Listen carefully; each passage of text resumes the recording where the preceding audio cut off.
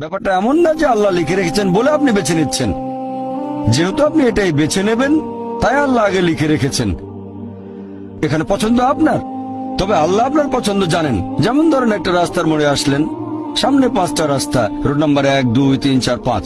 এখানে পছন্দ আপনার, বেছে নিতে পারেন রোড নাম্বার 1, 2, 3, 4, 5। আপনি গেলেন রোড 2-এ।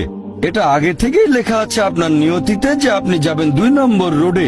ব্যাপারটা এমন না যে আল্লাহ লিখেছেন বলে আপনি করছেন। যেহেতু আপনি এটাই বেছে নেবেন, তাই আল্লাহ আগে লিখে রেখেছেন। তাহলে পছন্দ আপনার। আপনি চাইলে টাকা উপার্জন করতে পারেন ভালো কাজের মাধ্যমে, হালাল উপায়ে, অথবা পারেন চুরি করে হারাম উপায়ে। পছন্দ আপনার। ধরেন চুরি করলেন, এটা আপনার সিদ্ধান্ত। তবে আল্লাহ আগে থেকে জানেন যে এই লোকটা সহজে টাকা পেতে চায়, তাই চুরি করবে। তাই আল্লাহ আগে লিখে রেখেছেন যে এই লোকটা 25 বছর বয়সে চুরি করবে। এখানে দোষটা কার? দোষ আসলে আপনার। তবে আল্লাহর আছে ইলমে গায়েব, তাই তিনি আগেই লিখে রেখেছেন।